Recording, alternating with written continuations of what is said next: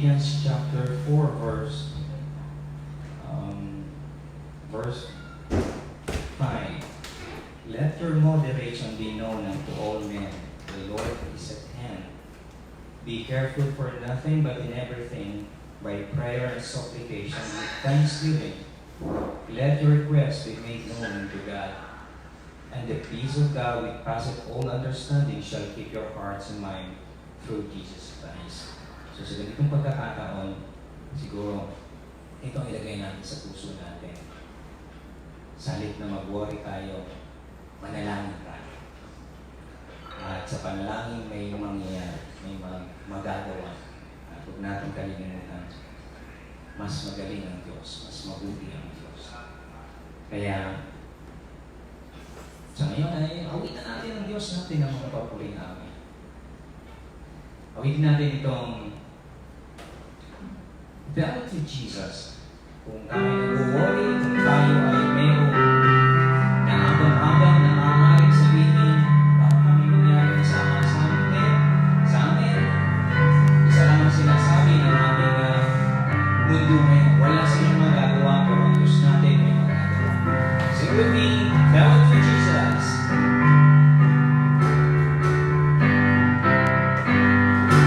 Are you weary? Are you heavy hearted? Tell it to Jesus.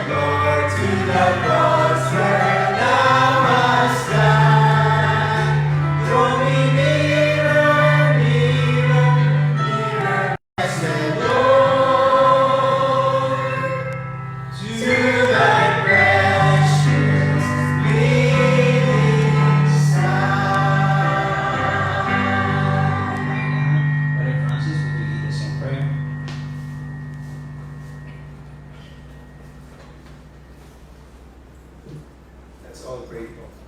Panginoong Diyos, maraming salamat po dahil natagpuan po namin sa sarili Panginoon, na handa po, Lord God, na makinig po sa iyong salita, Panginoon. Manalangin po sa iyo, Panginoon. Dalangin po namin, Lord, na despite nitong threat ng COVID ay isa po ang puso namin, Panginoon, sa pananalangin po sa iyo, Lord God. Gabayan mo po ang bawat parte po nitong programa, Panginoon, at ikaw po ang maging gabay namin, Lord God. Mangusap ka po sa pamamagitan ng iyong salita. Ito po ang aming dalangin sa pangalan ni Jesus. Maraming po salamat. Dadako tayo sa ating prayer time. At ang kapatiran natin ay padala ng mga prayer request. At narito ating mga prayer request. Nahati ito sa spiritual related request, spiritual growth, restoration of fallen family members, spiritual strength, salvations of loved ones, so winning opportunity, and then success ng ating life na preaching. And then health-related, yung safety, siyempre dito sa ating COVID-19 na pinatatakutan ng marami. At saka yung mga pasyente sana makarecover kung may mga na ngayon nasa hospital.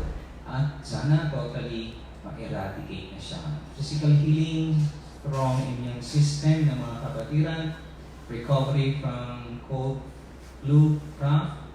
Ito yung mga kapatiran natin, meron iba, shingles and heart disease. So that's a heart. Then number 3, financial provision, daily needs po. Dahil ating mga kapatiran, iba sa atin ay tumigil sa trabaho, iba ay walang trabaho. So pag-pray natin sana mag-provide ang Diyos. And then, wisdom, guidance, protection sa ating presidente. Kailangan niya ngayon. Ang ating mga LGU, ang ating mga governors, mayors, mga leaders, frontliners. Pag-pray natin ang mga frontliners, yung mga medical workers na nandyan sa lansangan, mga pulis, mga sundalo. At sana ay ingatan sila ng Diyos. Para sa atin, sakripisyo sila, ang ating part naman ay pag-pray natin sila. Loved ones, family-related requests, safety guidance, comfort, losing loved ones, good relationship, guidance para sa mga nasa abroad, mga nasa abroad natin mga kapatiran at others. Yung San Fernando building construction, pwede ko si Pastor Jimmy, may maglilipat ng bahay, guidance ng mga nag-work natin sa abroad, at become a renewal at scholarship. So yan po ang ating mga pag-pray. At hatiin natin ito sa 1, 2, 3, 4, 5, 6. Ano ko si kami ni Kuya Francis. Kuya Francis ay hatiin natin sa natin, yung spiritual health and financial sa akin. Pray mo yung wisdom, guidance, protection, family, and others. Natin ito. We can summarize it in words. At kung nakikita ng mga kapatiran natin, you join us in a prayer gesture. At hindi lang yung papakinggan nyo naman kami. At habang kami pipray, ay sundan nyo kami. At mayroong kapangyarihan ng pag-pray. Okay, so spiritual related sa akin, health and financial. Pag-pray namin ito, and then Kuya Francis. Kuya Francis, ito po sa kabila. Alright, join with us. Please, mga nasa bahay, with your prayer gesture, let us pray. Lord, maraming pong salamat sa lahat ng bagay na kaparaanan ka na kay pabatid sa aming lahat na ikaw ang makapangyarihan, Diyos. Isa lang ang mensahe mo sa mundong ito ngayon. Wala silang magagawa kahit anong gawin nila. Kahit gamitin nila ang teknolohiya nila. Kahit gamitin nila, Panginoon, ang kanilang mga magagaling na tao. Wala silang magawa ngayon. Sa bandang huli, ikaw pa rin ang tinatawag nila.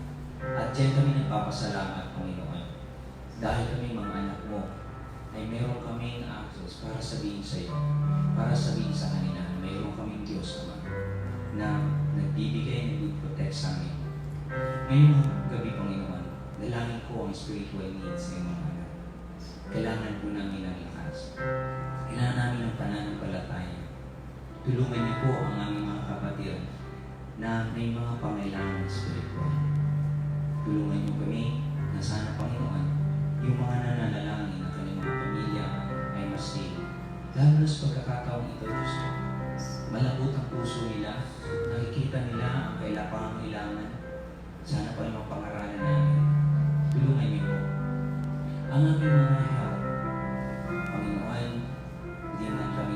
hindi namin pwedeng sabihin na hindi kami na-apektuhan. Hindi makalabas kami, dahil kami din maaaring magkaroon ng sakit na ito. Kaya dalangin namin, Panginoon, tulungan niyo ang aming mga pangangatawa. Palakasin mo ang aming immune system. Tulungan niyo ang aming mga gamot na iniinom na maging kasangkapan para lumakas ito.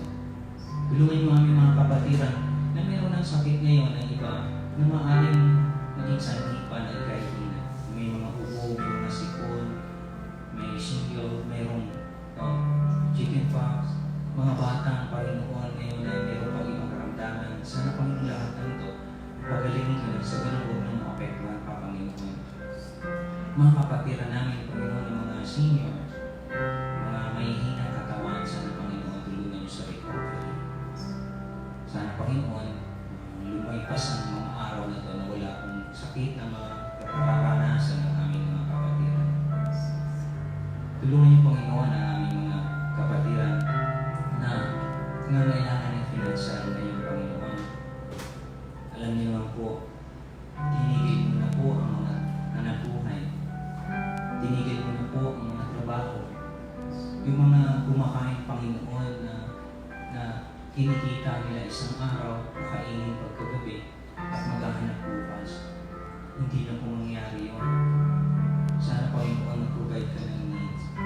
May buka ng mga taong magbibigay at mag-provide, Panginoon, sa kanila.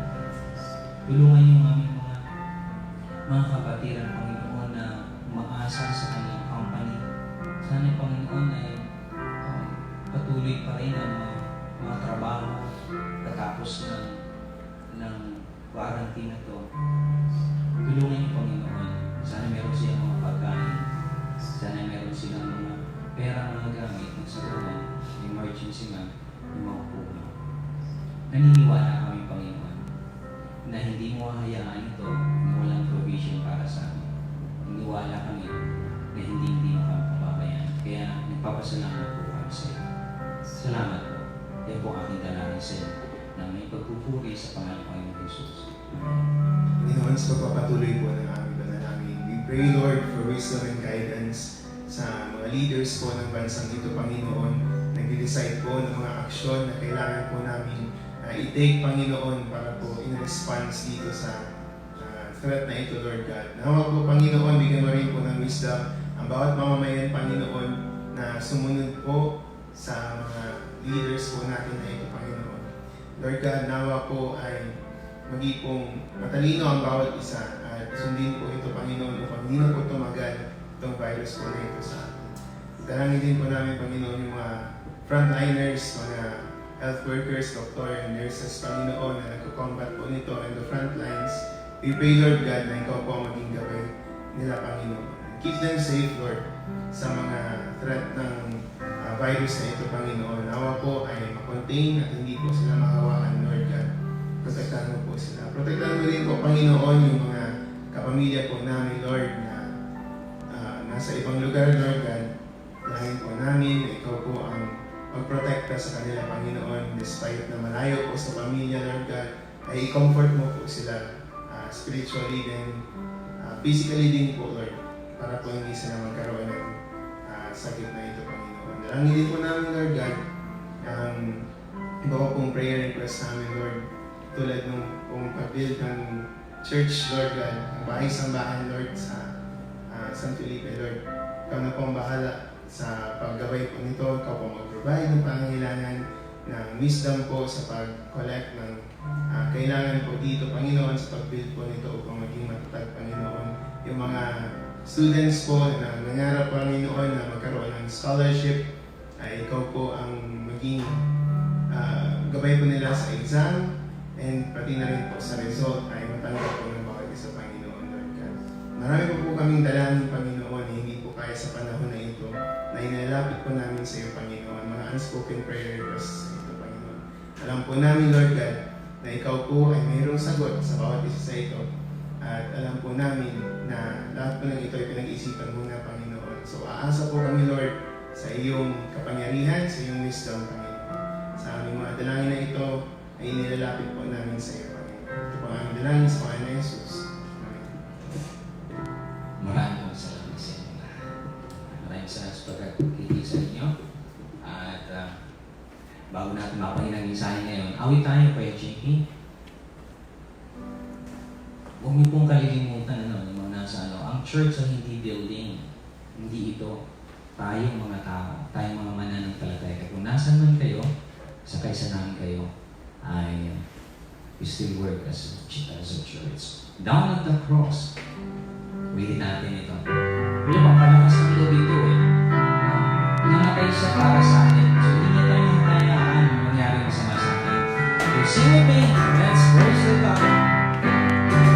Down at the cross where my Savior died, to His name, I am so wondrously saved, so sweetly abides within. There at the cross where He took me in, glory to His name, glory to His name, glory to His name. There to my heart was the blood applied, glory to His name. Oh, precious fountain that saves from sin, I am so glad I am entered in. There Jesus saves me and gives me clean. Glory to His name. Glory to His name. Glory to His name. There to my heart was the blood applied. Glory to His name.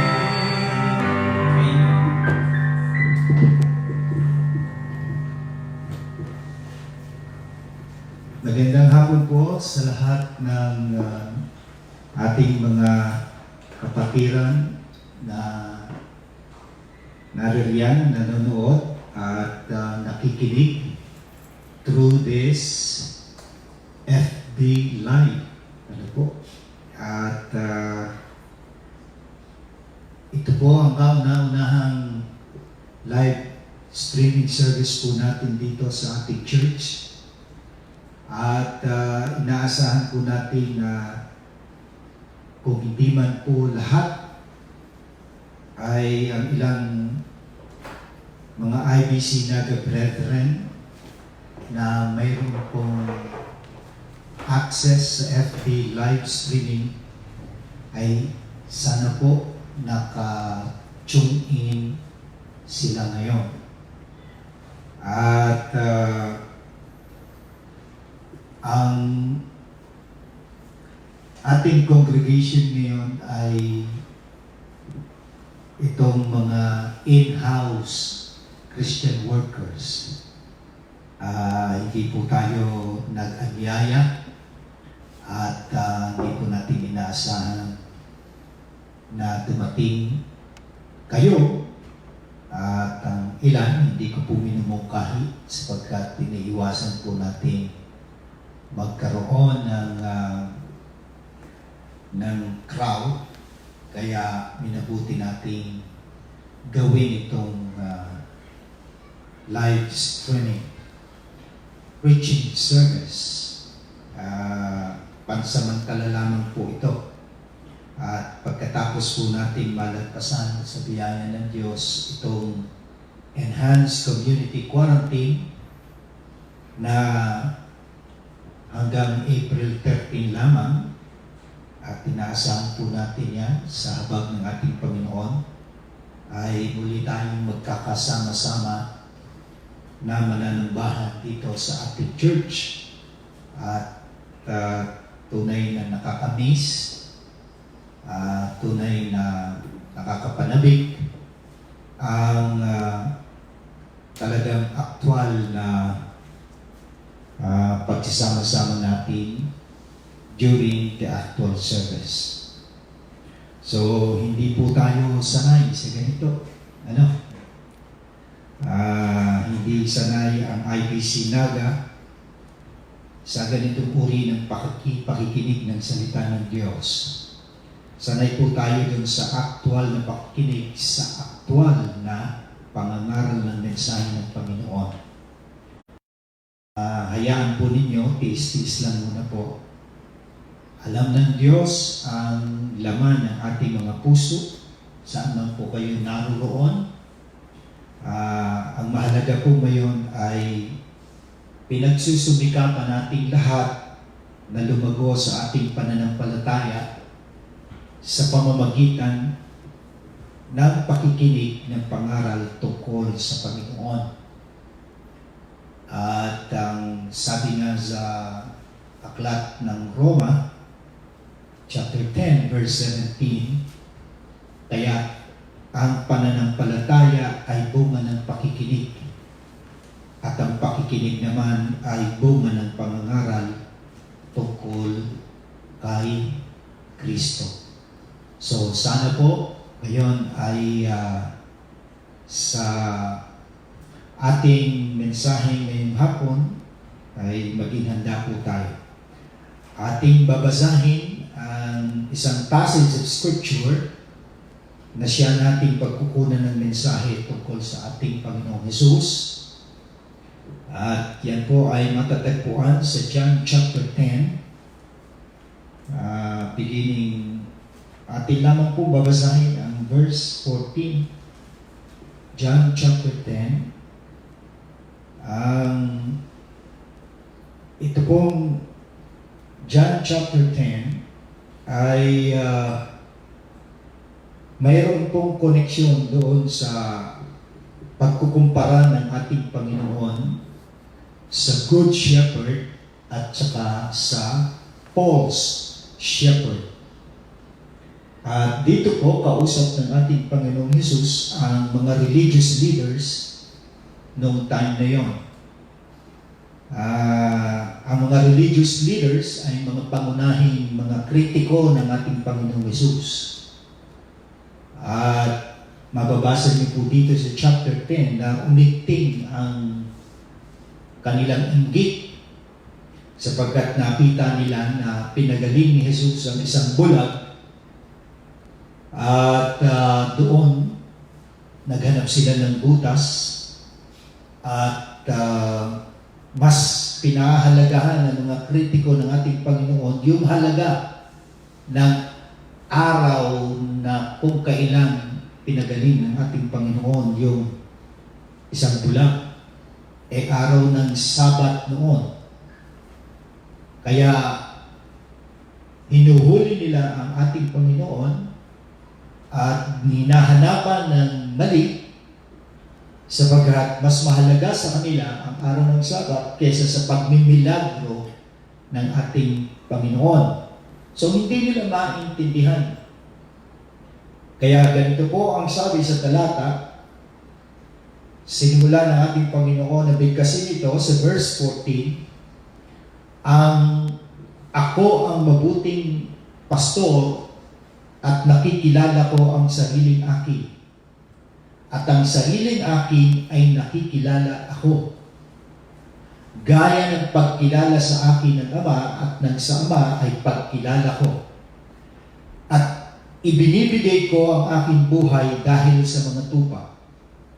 At mayroon akong ibang mga tupa na hindi sa kulungan ito, sila'y kailangan din namang dalhan ko o dalhin ko at kanilang diringgin ang aking tinig at sila'y magiging isang kawan at magkakaroon ng isang pastor. In verse 14 sa English, it says, I am the good shepherd, and know my sheep, and I'm known of mine. Ang simple title of the message tonight is Our Good Shepherd. Ang ating mabuting pastor.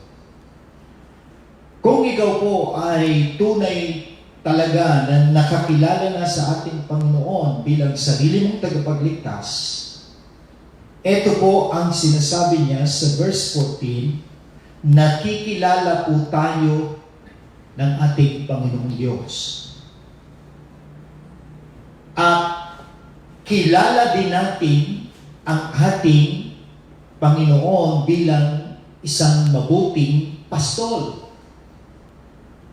Alam natin kung sino siya dahil sa kapangyarihan ng banal na Espiritu, ipinapakilala sa atin ang kanyang kabutihan, ang kanyang kapangyarihan, at kilala natin ang ating pastol dahil sa kanyang mga kagilagilalas na ginawa, ginagawa, at gagawin pa. Kaya narito, unang-una, ang ating pastol ay pinoprotektahan tayo. God is securing us. Bilang ating pastol, hindi niya tayo hinahayaang makita na napapahamak. Bilang ating pastol, hindi niya hinahayaang tayo'y malagay sa alanganin. Inililigtas niya po tayo sa ating mga kaaway. Hindi po maganda sa paningin ng ating Panginoong Diyos na nananagumpay ang kaaway sa ating buhay. Sa panahong ito,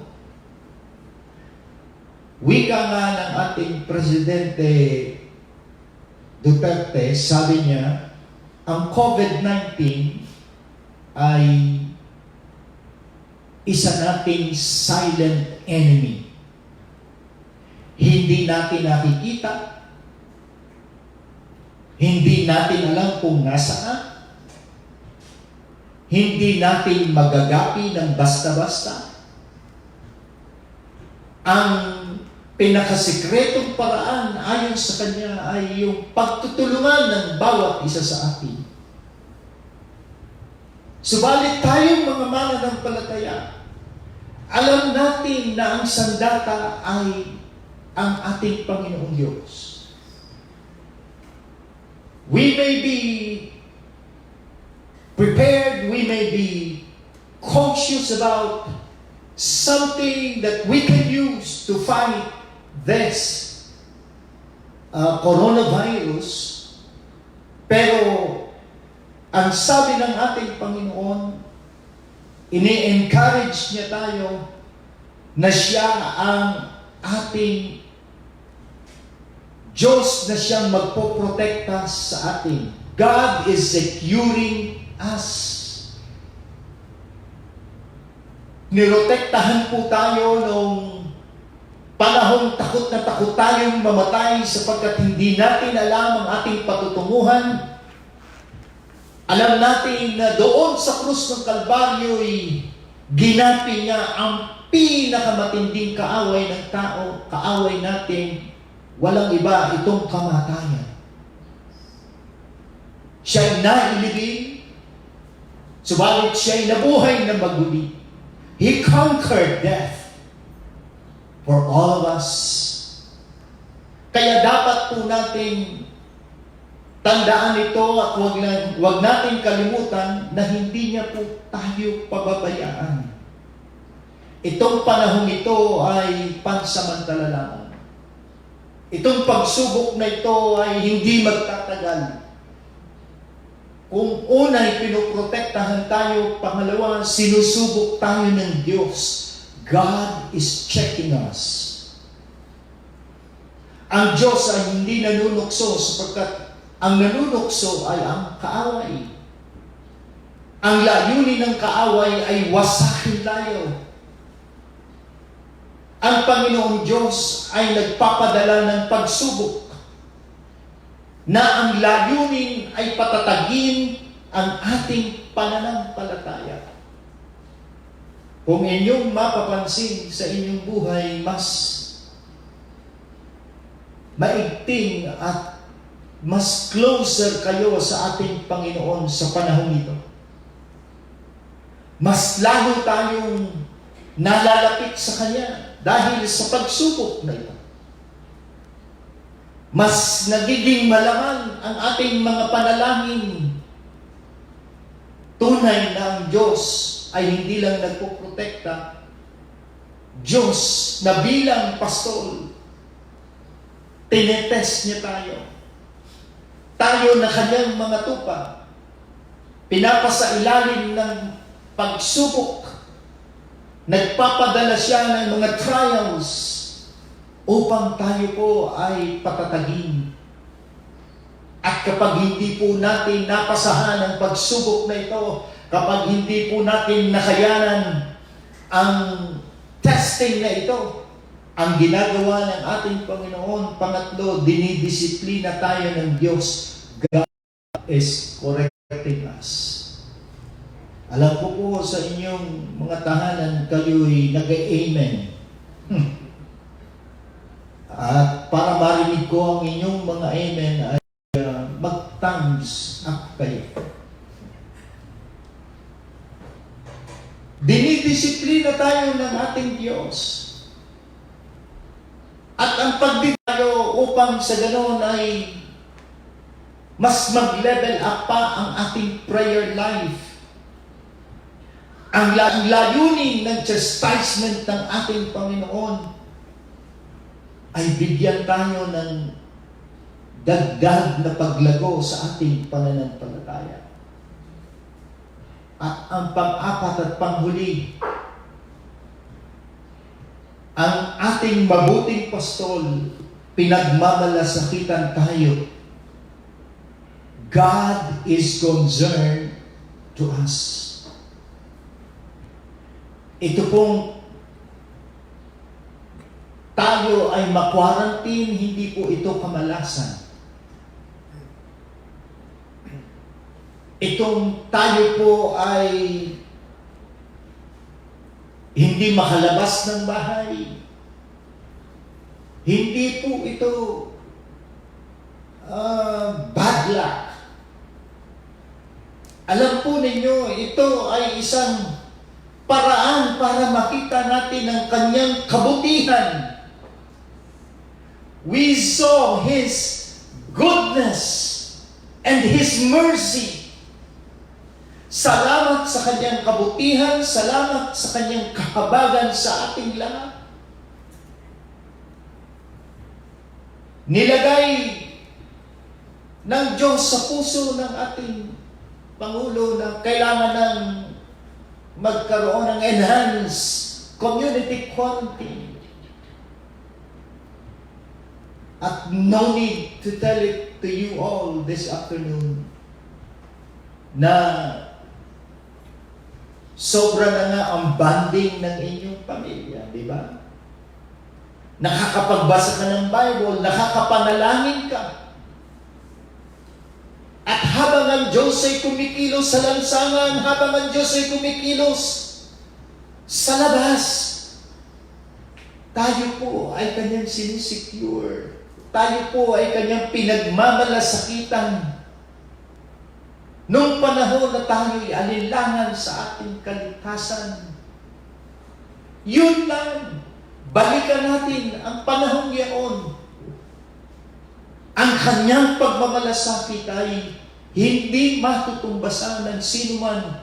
Sabi niya sa talatang 15, gaya ng pagkakilala sa akin ng Ama, at nang sa Ama ay pagkakilala ko, at ibinibigay ko ang aking buhay dahil sa mga tupa, dahil sa ating lahat na Kanyang anak. Pinagmamalasakitan niya tayo araw-araw. Pinagmamalasakitan niya tayo sa panahon na tayo'y naghahanap ng solusyon sa ating problema.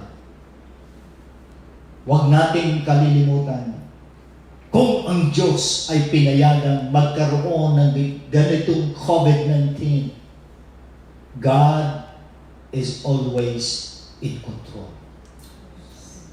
God is always on His throne. He's watching us. He's protecting us. He's securing us. He is concerned to us. He's disciplining us. He's correcting us. Tayo pong lahat ay manalangin. Panginoon, salamat po sa iyo. Dama namin ang iyong pagmamalasakit. Bilang isang kawan mo, Panginoon Diyos. Ipinamamalas mo ang iyong pag-ibig. Pinamamalas mo ang iyong pagmamahal. Ipinamamalas mo po ang iyong pagmamalasakit, Panginoon. Naranasan na po namin yan nung ika'y mamatay doon sa krus, sa bundok ng Kalbaryo. Nakita mo ang aming napakalaking problema. Ang aming kaluluwa'y mga mapapahamak sa impyerno. Subalit bigay ng Diyos, di alintana sa iyo ang iyong buhay, ang iyong pag-ibig, ang iyong iniwanang lahat. Tunay, Panginoon, na makabuluhan ang John 3:16 that you love us, Lord. God, thank you for sending your Son. And our Lord Jesus is our comfort. Our Lord Jesus is our protection. Our Lord Jesus is the one who is securing us. He is our shepherd.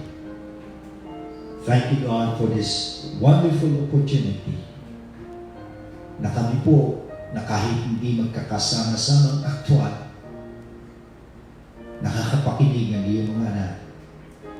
Nakakapagpanalanginan kami sa bawat isa. Salamat po sa pagdinig mo ng aming mga panalangin.